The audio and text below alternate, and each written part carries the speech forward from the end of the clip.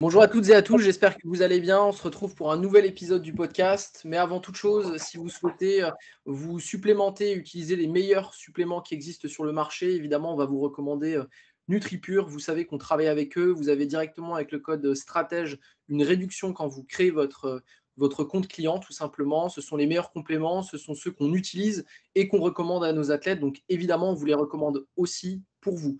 Alors ce soir, je suis avec Romain et Eliam et on va aborder une thématique qui est celle du plaisir à l'entraînement. Comment faire en sorte que la force reste un loisir. On va essayer de réfléchir plutôt sur le fait que ça peut rester un loisir de type plaisir et voilà, même si on n'a pas envie de faire de compétition, qu'est-ce que nous on met en place et qu'est-ce qu'on recommande à nos athlètes pour essayer de garder l'envie de s'entraîner, parce que sans plaisir, c'est difficile de durer dans ce sport. Et on sait, notamment si vous avez regardé le dernier podcast, que pour performer, il faut durer un minimum. Et donc, la composante plaisir est relativement importante. Je vais commencer. Allez, Eliam, tout de suite, c'est toi qui as la balle. Est-ce qu'il y a un truc que tu fais pour essayer de garder du plaisir à l'entraînement? Est-ce qu'il y a un truc qui est important pour toi quand je te pose cette question? Ouais, regarde, il a l'air heureux là. Ouais, ok. Donc, moi, ce que je pense que je fais qui me permet de toujours garder un peu de plaisir dans la force, c'est vraiment dans mon système de comparaison et d'accomplissement, j'essaie de le baser vraiment sur moi et sur ce que j'ai fait avant et tout ça, ou de vraiment essayer déjà de savourer toutes les petites victoires et tout dans le contexte, tout ça, et de me dire, ouais, ça, c'est vrai que ça, c'est conséquent et de pas juste le voir comme un truc banal. Et aussi de voir le chemin parcouru, vraiment de retracer ce qui m'a ramené jusque-là. Et ça, c'est toujours des choses, petites gymnastiques qui me fait trouver du plaisir, même dans les phases qui, objectivement, sont peut-être un peu moins fun. Ok. Et toi, Romain, est-ce qu'il y a un truc que tu fais qui entretient en quelque sorte un peu le plaisir à l'entraînement? Est-ce qu'il y a un truc, une petite astuce, un petit truc que toi tu utilises pour toi pour garder le plaisir à l'entraînement? Moi, je pense que, comme dit, enfin, déjà, le point de vue d'Eliam, c'est un très bon point de départ. Déjà, de ne pas chercher à trop se comparer aux autres, etc. Parce qu'en fait, tu as vite fait d'être à peu près satisfait de ce que tu as fait. Tu passes 10 minutes sur Instagram et ça y est, t'es nul, tu vois. Donc, ça, je pense que c'est un bon truc pour vraiment se dégoûter du sport. Moi, ce que j'essaie de faire, c'est pareil, c'est déjà d'essayer de prendre un maximum de recul dessus, parce que pour le coup, c'est vrai qu'on parle souvent des autres athlètes, d'éviter de trop se comparer, etc. Mais si on peut autant faire un retour d'expérience dessus, c'est parce qu'on est passé par là aussi, et moi le premier. Et donc c'est vrai que maintenant, je suis beaucoup moins à voir ce que font les autres, et beaucoup plus me baser sur moi, ce que je fais. Et pour le coup, je suis très détaché. C'est quelque chose que j'encourage beaucoup les athlètes à faire, c'est de chercher à vraiment se dire qu'en dehors de ta séance de force athlétique, tu essaies de pas trop y penser. Tu essaies vraiment de couper le truc. Parce que quand ça se passe bien, ça peut être très positif. Par contre, quand ça se passe mal, tu as vite fait d'avoir un mauvais entraînement qui entraîne une mauvaise journée, qui peut entraîner une mauvaise semaine. Et ça, je trouve ça dommage parce que bah, déjà, ça va empiéter sur ton bonheur au quotidien alors que, je sais pas, tu as juste bougé un bout de ferraille un peu moins rapidement que d'habitude. Et, ouais, ça peut te miner même tes projets, tes entraînements qui vont suivre, en fait. Ouais, je suis d'accord avec ça. Ouais, de toute façon, je rejoins un peu vos deux points de vue. Moi, justement, je me suis dit, qu'est-ce que moi je fais pour garder du plaisir à l'entraînement? Et moi, ma réponse, elle va être un peu radicale, mais en fait, je fais pas que de la FA. Ça peut sembler un peu simple dit comme ça, mais en fait, tu as le plaisir aussi du fait que comment dire, C'est un en fait, plus. c'est un plus, exact, en fait. Tu vois, je vois ce truc un peu comme c'est un moment que j'aime bien dans ma journée. Tu vois, c'est un moment. Bon, nous, c'est encore un peu différent parce que c'est aussi notre métier et donc il y a aussi le côté retour technique. Mais je parle en tant qu'athlète. Moi, j'aime bien ce sport parce qu'en fait, je fais pas que ça. Donc, à chaque fois que j'y retourne, tu as un peu ce côté, tu vois, c'est quand c'est exceptionnel, tu le savoures plus, tu vois. T'en ferais. Je prends un exemple peut-être un peu, je sais pas, peut-être une analogie peut-être un peu simple, mais tu vois, c'est comme quand tu sors avec tes amis. Tu sortirais tout le temps, est-ce que tu kifferais de la même manière aussi? Je suis pas sûr, tu vois.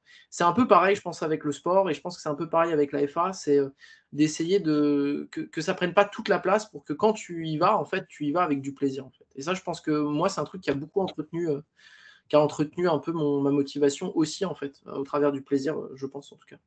Mais par contre, c'est vrai que ça peut être un peu délicat parce que tu vois, comme tu le dis, si tu sortais avec tes amis 4 fois par semaine, bah, ça peut être compliqué d'aimer le truc. Mais enfin, la FA, on en fait assez facilement. allez, je dirais 3, 4, 5 fois par semaine pour les plus téméraires.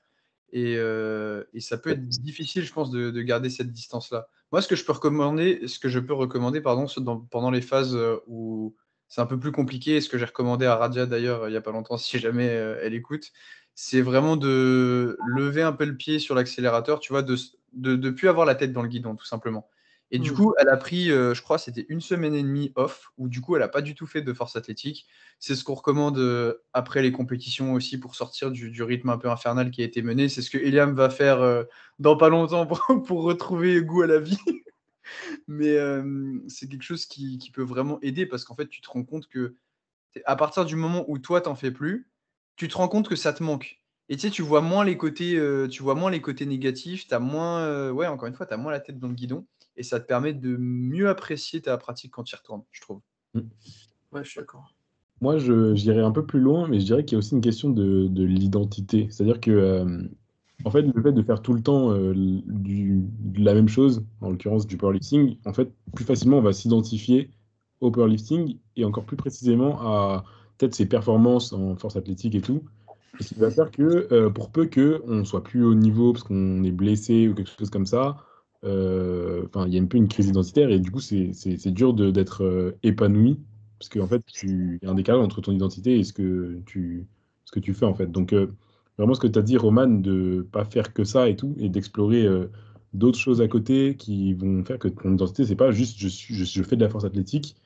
Ça va faire que les choses se passent bien ou mal à la salle de sport. Tu vas pouvoir quand même savourer sans que ça affecte complètement enfin, toute ta vie. Donc, au final, tu pourras juste savourer les trucs bien, le plaisir et tout ça. Et une fois que tu quittes la salle, bah, t'es toujours complet. T'es pas genre juste le mec qui était à la salle juste avant, genre. Et Ouais, je suis d'accord. je pense que c'est compliqué aussi parce que, mine de rien, la FA, il suffit que tu t'organises un petit peu, enfin, pas super bien, tu vois, et tu as vite fait d'avoir ton travail ou tes cours. À côté, tu as la FA, et après, il reste peu de place entre les deux parce que, mine de rien, ça remplit déjà bien la journée. Et du coup, quand tu sais, c'est le seul truc qui te reste, enfin, ce qui finalement fait sens, tu vois, bah, quand ça se passe mal, quand c'est ton petit moment plaisir de la journée et que, en fait, tu sais, c'est devenu plus un plaisir mais une obligation, parce que tu es pris dans la spirale, tu as peur que ton niveau il diminue, etc. Bah, tu vois plus ça comme une contrainte supplémentaire qui te bouffe énormément d'énergie et quand ça se passe pas bien, c'est l'enfer, tu vois. Ouais, je suis d'accord. Moi, il y a aussi un autre tips un peu, c'est si tu te fais des potes à la salle, essayez de vous voir en dehors de la salle. Ça peut sembler un peu bête dit comme ça, mais en fait, je me suis rendu compte avec beaucoup d'athlètes également que, en fait, ils n'arrivaient plus à décrocher du plaisir à l'entraînement parce que tout s'embrouillait un peu. C'est-à-dire que c'était leur lieu de socialisation, le lieu. Évidemment, c'est important, hein, on s'entend bien qu'à la salle, on peut socialiser et c'est cool et je comprends ça. Mais en fait, quand tout tourne autour de la salle, je trouve ça hyper dur en fait de garder du plaisir pour s'entraîner. Parce que, en fait, bah, tu vois, moi j'aime bien ce truc de, bah, on peut peut-être se voir, tu vois, après ou avant, ou tu vois, faire aussi voir des gens un peu en dehors de ce cercle-là, ou en tout cas en dehors de ce milieu-là. Je pense que ça participe beaucoup, en fait. Tout ce que tu vas faire autour, tout ce qui gravite autour, joue beaucoup plus, en fait, je pense, sur le plaisir que tu vas prendre du sport en lui-même que ce que tu vas faire dans le sport en lui-même, parce que ça reste un sport quand même qui est assez répétitif, en fait. Je pense que moi, le truc qui m'a permis de reprendre le plus de plaisir à l'entraînement, c'est de me blesser. Tu sais, ça paraît trop bizarre parce que tu sais, dit comme ça, tu te dis, mais il est fou, tu vois. Et en fait, c'est vrai qu'au début, ça a été hyper compliqué parce que, comme disait Eliam, tu sais, j'avais un peu ce truc de pourquoi je suis nul, pourquoi j'arrive pas à faire un deadlift à 70 kilos et tout, alors que je levais de 90 il y a pas longtemps. Et en fait, quand j'ai pu commencer à m'entraîner un petit peu correctement, en fait, je sais pas, même faire un deadlift à 140, j'étais content, tu vois. Je me disais, ah, le mouvement, c'est cool, etc. Et du coup, maintenant, je suis beaucoup plus dans une dynamique où, en fait, j'attends pas grand-chose du truc. Et du coup, quand ça se passe bien, à chaque fois, je suis content. Et en fait, tu vois, c'est bête, hein, mais c'est un moyen d'être assez facilement content parce que, mine de rien, des séances où ça va vraiment mal se passer, bah, si la programmation, elle est faite à peu près correctement, que techniquement, ça va à peu près, que tu as un super préparateur mental, bah, quand même la part d'incertitude liée aux mauvaises séances, elle est quand même réduite. Donc évidemment, ça arrive toujours, hein. Ça, c'est un truc que les gens n'aiment pas avouer, mais tout le monde fait, allez, je dirais une mauvaise séance par semaine. Enfin, c'est assez fréquent quand même. Et les gens, ils en parlent pas parce que t'as pas envie de dire ouais, aujourd'hui j'étais nul. Tu vois, t'es pas fier de ça. C'est pas une mauvaise séance si tu t'y attendais. C'est pas une mauvaise séance, c'est que de la data. No bad days. Non, mais en vrai, de premier degré, je pense qu'être un peu détaché de son entraînement et pas réagir émotionnellement, ça ridiculise un peu le concept de mauvaise séance. Enfin, juste, t'es là, tu fais juste ce que tu peux et c'est tout. Genre, c'est pas une mauvaise séance. Ça fait... Si tu vois en fait toujours ton entraînement d'un point de vue macro, tu te dis ça, c'est pas une mauvaise séance, c'est juste une séance qui est entre deux bonnes séances. Et donc, en soi, c'est aussi une marge de l'escalier qui va te mener vers la bonne séance. Donc, voilà, au final, ça relativise et puis ça t'aide à pas complètement déprimer, genre, parce que voilà, t'as eu un RPE en plus que tu pensais, je sais pas. Ça m'amuse parce que du coup, tu t'appellerais ça comment la séance que t'as fait tout à l'heure? C'était une séance. Ah, je m'y attendais, genre. J'étais pas surpris. J'étais en mode, juste, je vais la faire et je sais que samedi, ma séance, elle sera bien, genre. Mais tu vois, j'ai juste passé la séance en imitant la casse et voilà. T'essayais de te convaincre là, non? Non, non, franchement, genre, je suis pas complètement abattu. Je sais que, voilà, il y a des séances comme ça. En fait, il faut être fort le bon jour. Je sais que là, c'était pas un jour où j'étais censé être fort, tu vois. Donc, Ouais. séance, tu vois. C'était un jour quaternaire, quoi, c'est ça? Voilà, voilà. Ouais. D'autant plus que du coup, je rajoute un peu de concept pour les gens qui ne sauraient pas, mais du coup, toi, Eliam, tu es en fin de prépa là? Tu es à combien de temps de ta compète? Euh, 15 jours des Arnolds, exactement. Voilà. Donc là, globalement, tu commences à être au stade où, au niveau de la fatigue, ça tape bien, tu commences à être d'une humeur un peu massacrante. Je mange de l'eau. Je suis. Voilà, Et tu grave. manges de l'eau. Tu manges de Non, l'eau parce que tu es pour trop lourd. ce stade de la prépa, je me sens pas si. C'est pas si extrême que ça. Franchement, ça va. C'est OK. Ouais, peut-être parce que tu pas surcompensé à fond, etc. Mais c'est sûr que quand tu as des petites douleurs, que tu te sens fatigué et tout, enfin, tu t'es pas au max, quoi. Ouais. Bah, en fait, après avoir enchaîné plus de prépa, justement, j'apprends à me détacher des petits trucs qui se passent pas bien. Et du coup, je pense que mentalement, je suis mieux que sur d'autres prépas qui étaient peut-être même pires. Et en Mm. fait, bah, juste je sais que ça fait partie du truc et qu'il n'y a pas de raison que le jour J je sois pas au niveau auquel je suis censé être. Genre, je suis pas censé être fort maintenant, en fait. Donc Ouais. voilà, il n'y a pas de problème. Mais c'est vrai que c'est compliqué de s'imaginer comme ça, et je pense que souvent ça demande pas mal d'expérience de se dire que c'est pas parce que tu es mauvais entre guillemets à une séance ou que tu as fait une mauvaise préparation, que tu pas fait de PR pendant ta prépa, que tu vas être mauvais le jour J. Genre, c'est vraiment des choses qui sont complètement différentes, et ça, je pense que c'est pareil, c'est une question d'expérience. Au même titre que quand tu as fait plusieurs préparations, tu sais que vers la fin, il y a plus de chances pour que tu aies des douleurs, il y a plus de chances pour que tu sois fatigué. Et si tu t'y attends pas, que tu sais pas comment ça va se passer, que tu y es pas préparé, bah, quand ça arrive, tu paniques parce que tu te dis qu'est-ce qui se passe, pourquoi c'est pas comme d'habitude. Limite, Et c'est je faire, en fait. rejoins là-dessus, je vous interromps tous les deux, parce que ça me fait penser à un truc, c'est que j'ai l'impression aussi qu'il y a beaucoup d'athlètes, c'est un peu une réflexion que je viens de me faire, c'est il y a beaucoup d'athlètes qui ne comprennent pas que le plaisir entraîne le plaisir et la prévision entraîne le plaisir. Je m'explique, ça veut dire que tu as des athlètes qui sont jamais contents dans leur entraînement parce qu'en fait, ce qu'ils planifient, ils vont fail en fait. J'ai remarqué Ouais, qu'il c'est y a pas possible, c'est des Mm. attentes trop hautes. des athlètes, tu sais, genre ils vont se mettre, je sais pas, j'ai déjà vu des dingueries, genre des, je sais pas, des 5x2 à 98%, tu vois. La probabilité que ça passe, elle est très faible, tu vois. Genre, si c'est un En vrai, vrai ça cas, dépend où t'en es. Ça non, dépend mais où t'en ça es. dépend. Mais je prends l'exemple un peu, voilà, pour avoir un peu des chiffres. Sinon, on va me dire, ouais, mais tout est faisable. Sinon, Oui, c'est le stress oui, qui va fonctionner. Mais ce que je veux dire par là, c'est que sois pas un tyran avec toi-même non plus dans ta prog, en fait. Parce que si tu squattes 4 fois dans la semaine, bah ouais, il y a peut-être un squat dans la semaine qui sera pas ouf, tu vois. Et si tu attends justement que ce squat soit ouf, tu vas passer un mauvais moment, vraiment. Et d'où l'importance, je suis d'accord avec ce que disait Liam, de garder un peu cette hauteur et d'avoir un peu l'horizon, tu vois. D'avoir un peu tu as des principes, tu crées un bloc qui t'emmène à un endroit, en fait.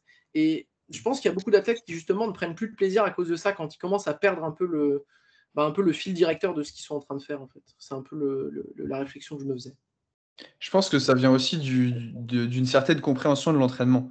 Parce que quand tu comprends à peu près où est-ce que tu vas, que tu arrives à prendre un petit peu de recul, c'est quand même beaucoup plus simple d'appréhender une séance qui est peut-être un petit peu moins bonne. Tu peux arriver à l'expliquer, tu peux arriver à te dire que ça n'aura pas forcément d'incidence sur la suite.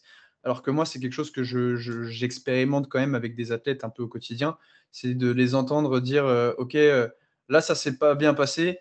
et du coup, ils font une prévision assez pessimiste de ce qui va se passer sur les prochaines semaines. Et à l'inverse, tu vois, ce qui est drôle, c'est que ça se passe sur le négatif, mais que souvent sur le positif, en fait, on part du principe que quand c'est négatif, c'est vraiment pas bien, et quand c'est positif, c'est normal, c'était prévu, donc il n'y a rien de positif, c'est juste normal. Ouais, donc il y a vraiment un billet d'être déçu de Ouais, toutes les c'est ça. façons. Et après, tu as également des événements qui peuvent faire en sorte que tu as des prédispositions à être déçu. Si tu commences ton bloc en overshootant en disant si, t'inquiète, c'est à 6, le RPE, c'est un ressenti. Bon, il y a de grandes chances quand même que la semaine d'après, tu essayes d'ajouter 10 kilos. Bon, tu es plus sur un 8,5, 9 que sur un 8, par exemple. La semaine d'après, bon, tu sors déjà une barre une barre difficile. La dernière semaine, tu dis à ton pote, t'inquiète, je suis un grinder, mais la barre, elle va pas bouger, tu vois. T'inquiète, je suis un grinder, t'inquiète. Et du coup, ça me fait penser à un autre truc, mais je pense que se fixer des objectifs réalistes, c'est aussi super important dans le fait de prendre du plaisir. Ouais, je suis d'accord. C'est là, tu te dis, ouais, cette séance, il faut que je fasse ce poids-là à ce RPE et que c'est complètement irréaliste. Bah, voilà, il y a plus de chances que tu sois pas satisfait. Et donc, se fixer des objectifs intermédiaires à des objectifs un peu plus macro que tu as et que tu savoures l'un après l'autre, je pense que c'est clé en fait. Il y en a qui, littéralement, je sais pas, ils vont être en compétition et je sais pas, leur objectif en dernière barre, je sais pas, de faire 200. Ils vont voir chaque barre comme juste une étape et il n'y aura aucune émotion peut-être. Alors que en fait, chaque barre, en fait, c'est déjà ça de plus. En fait, tu es déjà content d'avoir fait ça et chaque pas, en fait, tu peux déjà le célébrer en fait. Ouais. Je suis d'accord avec ça. Je suis d'accord avec ça. Moi, il y avait autre chose que je voulais aborder aussi, c'est qu'en fait, je pense qu'il faut que tu en fasses. Aller t'entraîner, il faut que tu en fasses un moment aussi un moment qui est du plaisir. Je m'explique sur un truc tout con, mais j'en avais parlé avec une athlète qui, en gros, le moment où elle allait s'entraîner, c'était toujours un moment qui était de la contrainte. Tu vois, c'était en mode, elle y allait avec. C'est des trucs tout con, mais tu vois, tu sais, le fameux look good, feel good, perform good. Tu vois, ce côté où tu vois, tu vas avec tes affaires, c'est clean, tu as tout ce qu'il faut. Ça joue beaucoup sur le plaisir. Moi, je pense que, c'est un truc que j'ai remarqué aussi perso. C'est quand j'y vais un peu à la vite fait, tu vois, où j'ai oublié un truc. C'est pas Roman, Vas-y, arrête de vas-y. me parler. Oh putain, non, les gars, en plus, j'ai fait une dinguerie, et il y a des preuves. J'ai marché en singlet encore aujourd'hui dans la rue. Non, mais voilà, en fait, Roman, il va C'était s'entraîner très bien. dans l'outfit le plus honteux de France. Et après, il va te dire, ouais, non, là, je me sentais bien parce que j'étais bien habillé. Moi, je feel good toujours, en fait. C'est ça que les gens ne comprennent pas. C'est que moi, j'ai pas besoin, du singlet finlandais pour me sentir bien, tu vois. Ça, je le laisse à Eliam, tu vois. Oh, la balle perdue. Moi, j'ai rien Ouais, fait. vraiment. Il va bien, t'inquiète. Non, c'est validé. Non, moi je suis habillé, moi quand je vais m'entraîner, c'est un mix entre un maçon polonais et ça peut être un powerlifter, mais vite fait, tu vois. Mais non, ce que je veux dire par là, c'est, tu vois, j'ai mon stuff, c'est des trucs tout cons, mais tu vois, genre j'ai préparé mes affaires, j'ai pas oublié mes trucs. Et ça joue sur le plaisir, parce que si tu y vas et que tu es un peu obligé de bricoler, moi ça me saoule, tu vois. Genre, l'exemple, tu as oublié tes écouteurs, tu vois. Moi je sais que je suis hyper. Ça, moi, tu vois, c'est un truc. Tout à l'heure, c'était horrible. Ça, c'est ignoble. C'est ignoble. Le moment, il est plus du tout plaisir là. Plus, c'est vraiment pour ça. Hein. Je crois que les écouteurs, en fait, si tu donnes des écouteurs à Eliam en coupe, la barre, elle lit vite. C'est même plus la Wi-Fi, quoi. Il la trappe avec les écouteurs, quoi. Il y avait aussi une autre chose que je voulais aborder dans la question de plaisir. On a déjà fait pas mal de podcasts sur la question de la spécificité.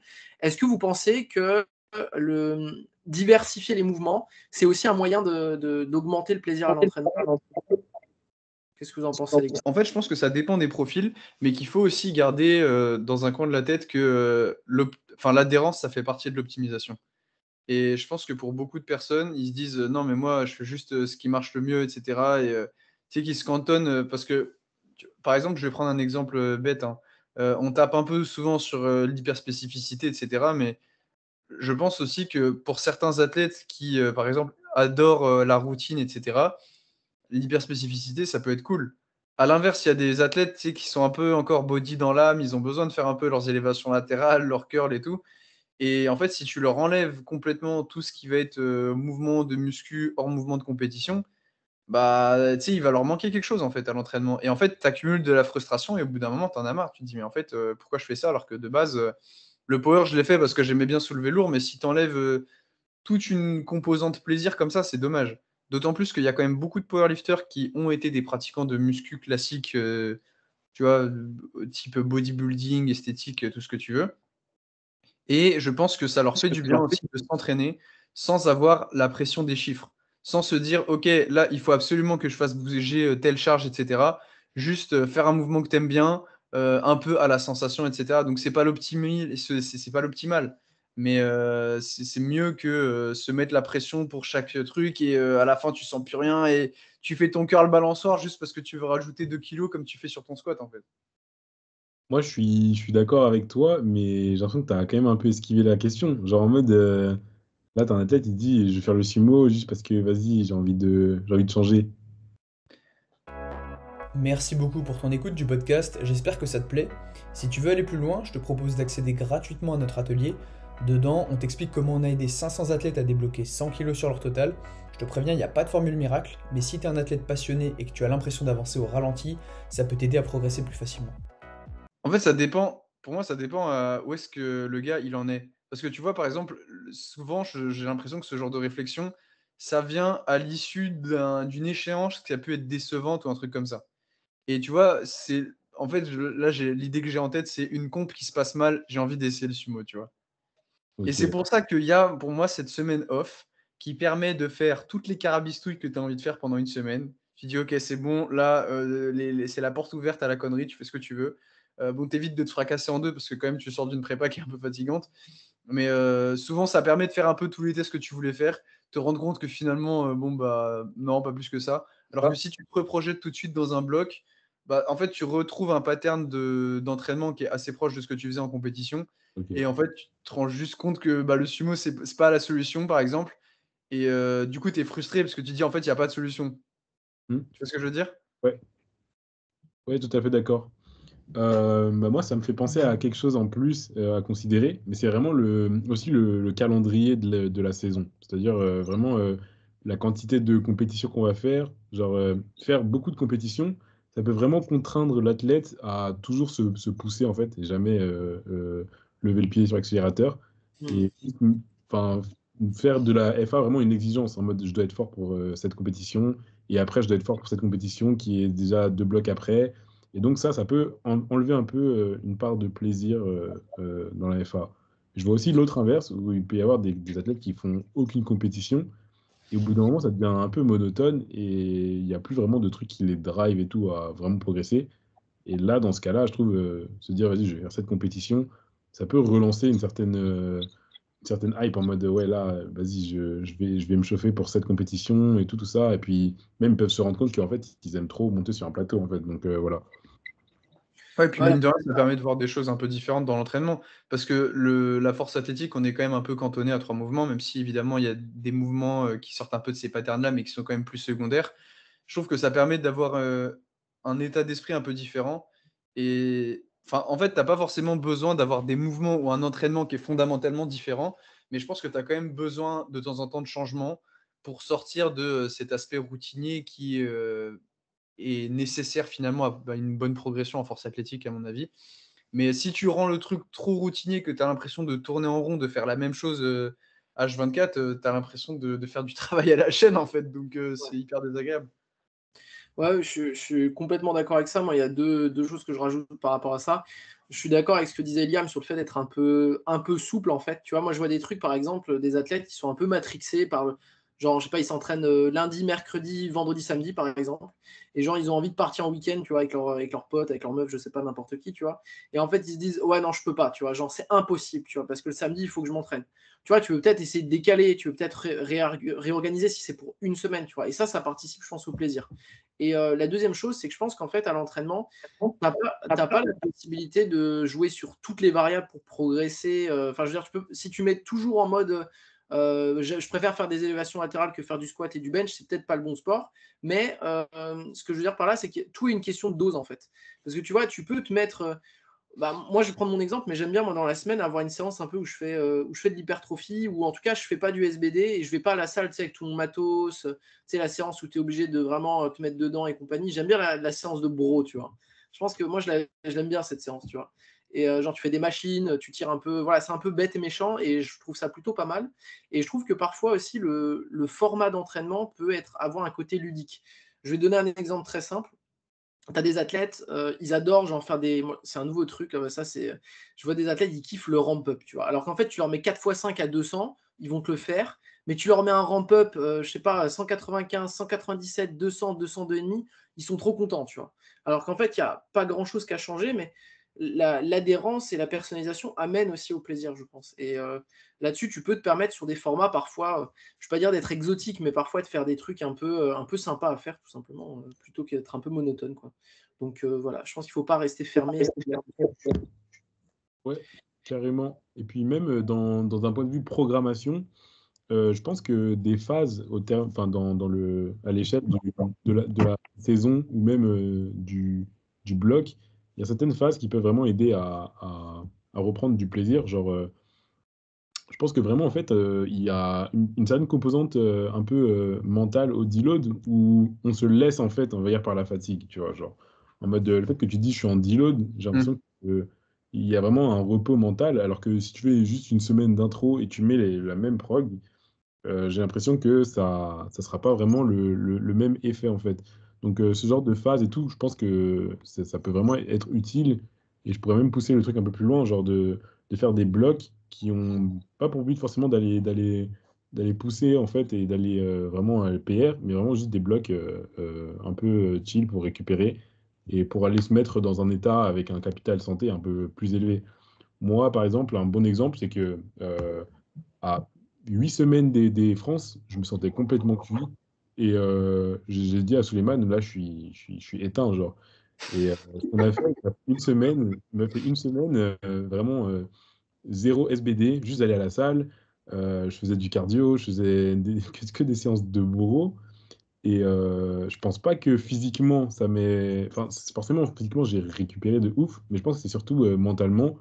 Je suis Ouais, c'est revenu sûr. à 7 semaines des France et j'avais trop faim. J'étais là, je voyais tous mes concurrents, ils s'entraînaient à fond. Moi, j'étais là, je faisais du vélo, tu vois, je courais. Mais je me disais, attendez, dans une semaine, je reprends les choses sérieuses. Et quand j'ai réattaqué, je pense que ça a vraiment été game changer dans ma prépa. Donc, ce genre d'initiative et tout, faut pas penser que forcément, il faut s'entraîner dur, que chaque entraînement où on s'entraîne pas dur, c'est forcément une semaine ou de gains perdus. Des fois, juste, en fait, tu as besoin en fait, de reculer pour pouvoir après avancer à une vitesse peut-être un peu plus rapide. Donc voilà. C'est toujours la même problématique en fait. Le but du jeu, c'est pas de s'entraîner le plus dur possible, c'est de s'entraîner le plus intelligemment possible. C'est pour ça qu'on parle toujours d'optimisation, etc. C'est que il y a certains éléments qui vont t'apporter beaucoup plus de résultats par rapport aux efforts que tu vas faire. Et en fait, c'est ça qu'on veut prioriser. Parce que oui, si tu veux toujours progresser ad vitam aeternam, enfin, tu vois, tu peux rajouter des séries, rajouter des reps, rajouter des charges. Tu vois, sur le papier, si tu arrives à le faire, tu vas toujours progresser. Mais il y a des trucs que tu peux débloquer comme ça qui peuvent être un peu des cheat codes, tu vois, de temps en temps. Et en fait, tu sais, ça te fait un raccourci de fou et ça te permet de pas, tu vois, de pas être toujours en surménage, en fait. Ouais, je suis d'accord. Et en fait, j'ai l'impression qu'il y en a qui ne comprennent pas que le burn-out sportif, ça existe vraiment, en fait. C'est-à-dire que vraiment, tu vois, tu t'envoies. Ouais, en un mois, tu peux devenir un titan, tu passes en monk mode, c'est parti, je vis pour ça, SBD 8 heures et tout ce que tu veux. Mais en fait, c'est toujours la question de combien de temps ça va durer et est-ce qu'à un moment donné, tu vas pas te dégoûter du sport. Et ça, je pense que c'est vraiment un truc qui peut vraiment arriver beaucoup plus vite qu'on pense. Euh, je pense que ça arrive à la majorité des athlètes à un moment donné de leur carrière où il va falloir faire des choix. Mais en fait, pourquoi pas faire quelque chose d'optimisé et quelque chose qui est justement, tu prenais l'exemple de Radia et je trouve que c'est pas mal parce que c'est quand même pas mal parfois de, tu vois, tu skippes une semaine ou tu prends une semaine ou comme l'exemple d'Eliam où tu fais quelque chose qui est en quelque sorte un peu moins spécifique, mais en fait, derrière, tu vas pas, dans 2 mois, tu vas pas dire j'arrête, tu vois. Et ça, j'ai l'impression que je fais le parallèle un peu avec les blessures, tu vois. J'ai l'impression que quand les athlètes, ils sentent que ça, tu sais, c'est un peu genre, tu sens ton adducteur, il est un peu, tu vois, il est pas terrible, ou ton genou, il commence un peu à craquer, tu vois, mais tu dis non, non, ça va passer, tu vois. Et en fait, au bout d'un moment, ça pète et tu dis, oh putain, mais je le savais. Et en fait, j'ai l'impression que sur l'adhérence, l'adhésion, sur le plaisir à l'entraînement et tout, j'ai jamais été surpris, en fait. Si tu veux, ça vient pas du jour au lendemain, comme ça, tu te réveilles un matin et tu te dis, oh putain, j'aime plus du tout ce sport. Souvent, tu vas voir que tu traînes un peu du pied, tu vois que tu es un peu moins ponctuel, tu te rends compte que tu fais tes back-off un peu moins bien, et ainsi de suite. Et en fait, à mon sens, il faut réagir assez vite, et d'où l'intérêt d'avoir une personne ressource pour en parler, parce qu'en fait, quand t'es seul avec toi, tu détestes ta dissonance cognitive, tu vois. Tu t'es investi comme un dingue et tu te dis, bah merde, maintenant j'ai un peu moins de plaisir. Ouais, mais je suis à X semaines, je vais pas faire ça parce que personne fait ça. Et en fait, t'arrives à une semaine, tu te dis, je vais pas aller à la comp parce qu'en fait, ça va pas, tu vois. Et je pense que ça, c'est un truc sur lequel faut pas être en quelque sorte un peu naïf, parce que tu as le droit d'avoir des fluctuations du plaisir là-dessus, et c'est normal en fait, il n'y a rien de bizarre là-dedans. Et même pour les athlètes de super haut niveau, ceux qui disent le contraire, c'est pas vrai, tu le sais, il y a des moments où c'est mieux, moins bien, c'est le jeu en fait. Et quelque chose d'important, je trouve, c'est essayer de ne pas faire d'excès de zèle dans ce qu'on met en place et dans les routines, en fait. Parce qu'il y en a trop qui pensent que là, je suis déter, je vais faire la routine, je vais faire la routine la plus sérieuse et tout. Consacrer 20 heures par jour à la FA, routine mobilité, routine souplesse, routine tout. Et en fait, ils sont pas capables de tenir ça, genre, et sur la durée. Sauf que un truc que tu fais si tu fais tout bien pendant 3 semaines, ça a pas du tout le même impact qu'un truc que tu fais qui est peut-être un peu moins bien, mais que tu es capable de faire à l'année, en fait. Donc, En fait, c'est le même problème que les régimes, tu sais, que les régimes minceurs.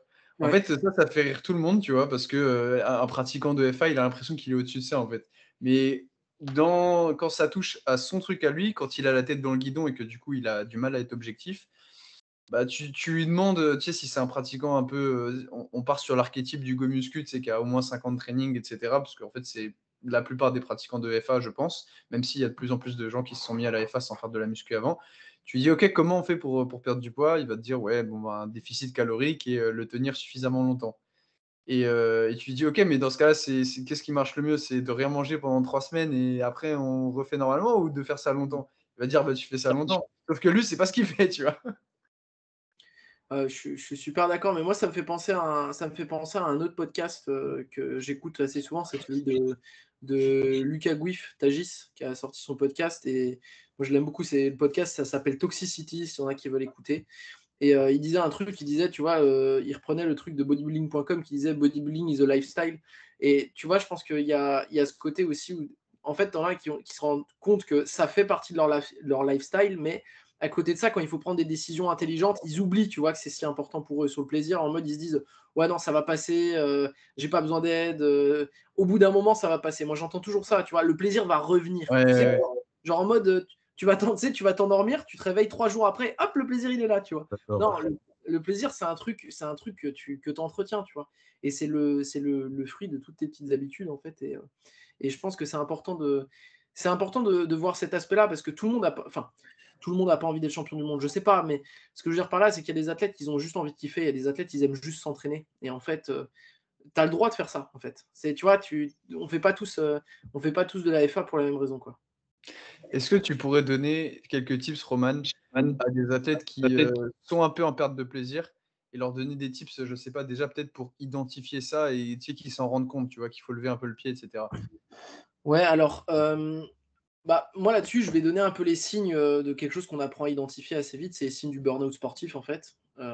C'est des signes cliniques qui s'observent vite. Pour moi, il y a progressivement ce qu'on appelle une anédonie, pardon, c'est-à-dire que des trucs que tu faisais avant te font chier, c'est-à-dire c'est des trucs que tu faisais qui avant te procuraient du plaisir qui n'en procurent plus.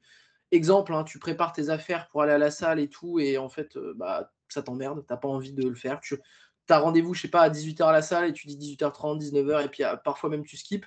Là, pour moi, il y a déjà un point important. Deuxième chose, c'est une fatigue chronique. Tu vois, quand tu t'entraînes, tu as des loads, ou même tu as changé des trucs et en fait, tu récupères pas. Tu vois, moi, ça pour moi, c'est un gros indicateur. C'est tu as fait un déload, tu as fait une intro, tu as changé ta planif ou je sais pas quoi, et en fait, tu te rends compte que tu as cette sensation, tu sais, un peu vidée, tu vois, genre. tu te dis putain, j'ai pas de jus, tu vois, j'arrive pas à rentrer dedans, tu vois, j'arrive pas à me hyper, j'arrive pas à faire ce que je dois faire. Ça, pour moi, ça c'est super important. Et souvent, un truc que j'observe aussi, c'est que la perte de plaisir, elle est associée à une forme un peu d'isolement. Tu vois des athlètes qui vont avoir tendance à un peu moins discuter avec leurs potes, faire un peu moins. Typiquement, tu vois, un athlète qui va pas bien, il va moins t'envoyer ses retours techniques. Il va, tu vois, il va être un peu moins dans la communication. Ça, pour moi, c'est des signes assez simples. En signe un peu plus personnel, je dirais, est-ce que tu as envie que la séance elle se finisse vite? Si c'est le cas, il y a peut-être quelque chose, tu vois. Si tu as envie que le moment... Ça veut dire que je suis en burn-out sportif depuis des années. Romain, tu es en burn-out. Je crois que tu es en burn-out de travail, toi. C'est différent. Romain, c'est différent. Tu passes trop de temps à taffer, c'est pour ça. Mais non, en vrai, je pense qu'il y a ça. Et je pense que c'est sain de temps en temps de se poser la question en fait de quelle place prend le sport dans ta vie pour que ça reste sain. Parce qu'en fait, tu te fais vite emmener dans. Je prenais un peu cet exemple un peu du monk mode, tu vois, un peu la mode de. Tu vois, si tu te disciplines, tu vas y arriver. Et puis si tu fais 6 mois parfaitement, tu vas être champion de je sais pas, Saint-Germain-sur-la-Forêt, tu vois. Tu vois, il fallait un nom de ville, tu vois, Saint-Germain-sur-la-Forêt ou je sais pas, je vais vous en trouver un autre, mais pose-toi la question, tu vois, est-ce que tu kiffes encore ce que tu fais? Est-ce que tu n'as pas besoin parfois de reculer un peu pour te redonner envie? Est-ce que tu n'as pas des trucs que tu voudrais faire et dont tu devrais discuter avec ton coach? Tu vois, moi, je pense à une athlète qui écoutera peut-être le podcast, mais qui s'appelle Laura, qui m'a dit moi, j'aime bien la FA, mais j'aime bien aussi faire une fois par semaine une séance de CrossFit, type un peu, tu vois, un WOD, tu vois. En fait, ok, tu vois. Mais on en parle, tu vois. C'est-à-dire que le but, c'est pas tu le fais en te cachant et moi je le sais pas et donc ta prog. Tu sais, c'est un peu le. Est-ce que tu as un CPE? Est-ce que tu vas lui mettre un mot dans son carnet? C'est ça la Tu question. vois, c'est pas mon rôle, tu vois. C'est pas mon rôle. Ou bien j'ai un athlète, moi je me souviens, ça s'il écoute, je pense à lui. Tu sais, genre, il rajoutait des bras, il faisait une petite séance bras discrètement, tu vois. Sauf que ce qui s'est passé, c'est qu'un jour, il m'a mis dans sa story privée. Donc je l'ai vu, tu vois. Et je me suis dit, mais je n'avais pas programmé ça, tu vois. Et en fait, je lui ai dit, mais dis-moi ce que tu as envie de faire, tu vois. On peut trouver, c'est un truc que je lui ai dit, l'optimal est ce que tu fais, en fait. C'est pas le plan parfait, en fait. Et si tu te On rends joue compte... dans votre team. En fait, c'est surtout ça. Parce que moi, c'est pareil. J'ai des athlètes à un moment qui m'ont dit, tu sais, qu'ils se sentaient un peu coupables parce qu'ils disaient oui, toi, je sais que tu veux m'amener au plus haut niveau, que tu veux faire ce qui est optimal, etc., pour que je progresse le plus vite possible. Et je dis non. Moi, je veux pas t'amener au plus haut niveau. Je veux pas t'amener à Sheffield ou quoi. Je veux t'amener là où toi, tu as envie d'aller. C'est pas la même chose, tu vois. Et si toi, ton objectif, c'est pas d'être champion du monde dans 2 ans ou quoi, mais écoute, c'est pas grave. C'est juste qu'il y a un moment, si tu me dis que tous les jours, tu as envie de faire une séance bras et que tu as envie d'être champion du monde, je veux dire, bon, je pense que les deux, ça va être difficile de les avoir. Donc, peut-être qu'il va falloir faire des concessions. Tu vois, peut-être que tu feras un peu moins de bras ou peut-être que tu seras champion du monde un peu plus tard. Tu vois, surtout ça, en fait. Ouais, et puis le côté en fait où je préfère un plan où tu kiffes et où tu vas à chaque séance, t'es déter, tu vois, et tu te dis ah ouais, ça je kiffe. Et en fait, tu fais ça super bien plutôt que tu vois le théorie crafter parfait, tu vois. T'en as, je fais le parallèle avec les routines de productivité, tu vois. Tout le monde sait ce qu'il faut faire, tu vois. Tout le monde sait, tu sais, le deep work, te lever tôt, machin, truc. Et en fait, il y a plein de gens qui n'y arrivent pas. Pourquoi? Parce qu'en fait, ils oublient ce concept que est-ce que c'est faisable? Est-ce que c'est durable? Et est-ce que c'est personnalisé en fonction de mes goûts et de ma personnalité, tu vois? Et nous, je nous vois comme ça, on l'a déjà dit dans des podcasts, mais c'est résoudre des problèmes et le plaisir est un problème, en fait. C'est-à-dire, si tu n'as plus de plaisir, c'est un problème. C'est pas une donnée secondaire, en fait. Et je pense que ça, c'est un truc qui est un peu oublié. Et si vous vous reconnaissez, réagissez, en fait. Arrêtez de croire que, allez, je vais dormir et puis, non, tu sais quoi, c'est à la prochaine comp, je serai vraiment motivé et puis ça ira mieux après la comp. Spoiler, ça ira pas mieux, hein. Ça ira pas beaucoup mieux. De toute façon, le pire truc, c'est de se dire, comme tu disais la dernière fois, c'est que de toute manière, pour tout ce que tu veux, il faut chercher, enfin, il faut être proactif. Tu vas pas progresser en attendant, tu vas pas guérir en attendant, tu vas pas reprendre du plaisir en attendant. Il y a des trucs qu'il faut mettre en place. Et si tu mets en place les mêmes choses que tu as mis pendant 6 mois et que tu espères que le mois prochain ça change, tu es complètement dingo. Tu as besoin d'un rendez-vous avec Roman. Je crois. Je fais les mêmes choses, mais il n'y a rien qui change. Je comprends pas. Tu as peut-être une idée? Non, tu sais, je vais spammer, puis au bout d'un moment, ça va fonctionner. Après, moi, Non, c'est quand même à nuancer parce que même si on paramètre des choses avec l'entraînement, tout ça, il y a toujours des variables externes qui peuvent varier et qui peuvent faire qu'on n'est pas exactement dans la même situation. Genre. Donc, Oui, bien sûr. bloc que tu pouvais pas encaisser avant, peut-être tu es au chômage et maintenant, bah, c'est magique, ça marche trop bien. Genre. Donc, voilà, quand même. ouais, mais tu vois, genre je vais donner un truc tout con, mais par exemple, tu es un lifter, tu sais, t'es un go muscu et t'aimes bien avoir un peu d'hypertrophie. Bah, si c'est un truc que tu kiffes, tu vois, bah, enfin, tu vois, tu vas pas l'enlever comme ça pour te dire, ah ouais, non, mais en fait, je vais plus aimer ça. Alors qu'en fait, c'est un truc que t'aimes, tu vois. À mon sens, il y a ce côté, bah, sois honnête, en fait. Pour moi, le plaisir va avec un peu l'honnêteté et le côté de, est-ce que ce que je fais me plaît? Et ce que je dis souvent, j'aimais bien ce que tu disais, Romain, sur le fait qu'on joue avec vous.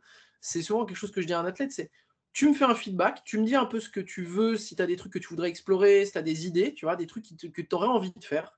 Et moi, je te donne ma vision. Et en fait, bah, le juste milieu, en fait, c'est nos deux visions ensemble, tu vois. Et je vois ça vraiment comme un. En fait, c'est de la collaboration, tu vois, c'est le truc de base. Mais si pour toi, tu te rends compte que bah, tu prends moins de plaisir à l'entraînement, ça peut être notre objectif de blog de relancer le plaisir à l'entraînement. Tu vois, c'est pas l'objectif d'un blog, c'est pas toujours un 5 RM, un 3 RM, un picking, je sais pas quoi. Parfois, l'objectif du blog, on l'a déjà dit en story, mais l'objectif du blog, parfois, c'est le plaisir, en fait. Tu vois, c'est de retrouver ton plaisir. Et bah, c'est super important, je pense. Et moi, je trouve ça important d'en parler aussi parce que je sais que les gens, ils en parlent pas entre eux, mais moi, j'en vois souvent des gens qui ils osent pas trop le mentionner, mais en fait, ils continuent la FA un peu par obligation parce qu'ils se sentent contraints, parce qu'ils veulent Ah, pas perdre leur progrès et cetera, Ouais. mais qui prennent plus plaisir à l'entraînement. Et pour moi, c'est un truc sur lequel il faut réagir parce que peut-être que pendant 1 mois, tu vas progresser moins vite, mais si c'est pour progresser mieux sur les 6 prochains mois, franchement, le trade, il vaut le coup de fou. Et moi aussi, ouais, je suis d'accord. Je suis d'accord, je suis d'accord, je suis d'accord. C'est super important. Faut que ça soit un échange intéressant et qu'en fait, sur le long terme, tu sois gagnant. Et si tu as besoin de te faire ta petite période power building, bah écoute, tu la feras, puis on fera un podcast sur toi, puis c'est tout, c'est pas grave. Finalement, Non, non, Romain, c'est un coach en kiff, en fait. Il apprend au lycée à c'est un kiff. Il y a le grinder et il y a le kiffer, tu vois. Bientôt, à la salle, on te dira, toi, t'es un grinder, et bientôt, il y aura, ah, toi, t'es un kiffer, tu vois. C'est avec une dégaine de, tu sais, la dégaine un peu caricaturale du prof de surf, tu sais, qui est Ouais, cool. il est bronzé, tu sais, tu sais, il a un t-shirt un peu genre Quicksilver, tu vois, mais c'est un kiffer, tu vois, c'est un kiffer. Non, non, mais je suis d'accord. Ouais, je pense que voilà, il y a déjà, je sais pas si vous avez d'autres choses à rajouter, les gars, mais je pense que c'est une dimension qui est importante à l'entraînement et vraiment, honnêtement, si vous vous reconnaissez là-dessus, déjà, il n'y a pas de honte, honnêtement. Le plaisir à l'entraînement, on l'a un peu, je pense que beaucoup l'ont oublié et en fait vivent dans la discipline et tu vois l'obligation de s'entraîner et tout. Et je pense que en fait, il y a pas de grosse progression sans plaisir. Ça, je dirais que j'en suis quasiment persuadé en fait. C'est-à-dire, je jette peut-être un peu quelque chose comme ça, mais voilà, si vous vous reconnaissez là-dessus, réagissez et puis n'hésitez pas non plus. Voilà, vous nous envoyez un message, on en discute. Voilà, c'est aussi le but de ces podcasts, c'est que ça crée un terrain d'échange où voilà, les commentaires sont toujours assez bienveillants et c'est quand même assez cool. Donc, je vous recommande là-dessus de partager là-dessus et d'en discuter parce que c'est aussi à ça que servent les podcasts, les stories, et ainsi de suite. C'est pour vous partager un peu notre vision aussi. De toute manière, les athlètes qui font ça à haut niveau, à un moment, la discipline, elle suffit plus. Il faut que tu sois passionné, il faut que ça te plaise et pour que tu sois passionné et pour que tu entretiennes cette passion, il faut que ton entraînement, il continue à te plaire et s'il continue pas à te plaire, bah, tu pourras pas continuer à t'entraîner aussi bien, aussi dur entre guillemets et moi, je le sais, tu vois? Les élévations latérales et les curls en fin de séance, ça a sauvé des carrières, donc il faut pas Bien en sûr, avoir bien. honte, hein. Non, non, ça, faut pas en avoir honte. Et puis, si mais moi, je vais même aller plus loin, je vais même pousser le truc, hein. C'est que si tu as envie de. Tu vois, si pour toi, là-dessus, vraiment, le podcast Toxicity, je vous le recommande aussi. On fait de la pub pour les autres podcasts. Mais si toi, tu as envie de te. En fait, il faut pas que la muscu et que le power, ce soit un truc qui absorbe ta vie. Pour moi, c'est un truc qui, tu vois, s'ajoute à ta vie et te permet d'être. En fait, il faut que tu kiffes, tu vois. Genre, dans ta semaine, tu kiffes, tu vas t'entraîner, c'est un plaisir, tu organises ton temps pour pouvoir aller t'entraîner et tu y vas quand même avec un minimum de plaisir, sans quoi je pense que tu vas être un peu une étoile filante en fait. 6 mois tu vas tenir et après terminé. Donc faites des curls, faites des élévations latérales et écoutez et allez choper un pump, tu vois, genre de bro à la salle, ça fait du bien parfois. Deviens un sub-optimal lifter. Deviens un sub-optimal lifter, à la fin c'est toi qui gagne le jeu, tu vois. L'optimal lifter, Voilà, c'est un peu, c'est pas toujours ce qu'il faut. Tu avais autre chose à ajouter, Liam, ou est-ce qu'on a fait le tour globalement? Je pense vraiment qu'on a fait le tour là, hein. Ok, bon bah nickel. On vous remercie pour votre écoute comme d'habitude. Et puis n'hésitez pas à commenter si vous avez des choses que justement vous mettez en place pour entretenir votre plaisir. Ça peut donner des idées à des lifters qui sont un peu, je dirais, qui sont un peu en errance dans leur pratique et qui ont besoin parfois de lire un petit peu ce que font les autres. Et puis comme d'habitude, si vous souhaitez en discuter, on est dispo également sur Insta et directement dans les commentaires, on répond dès qu'on peut.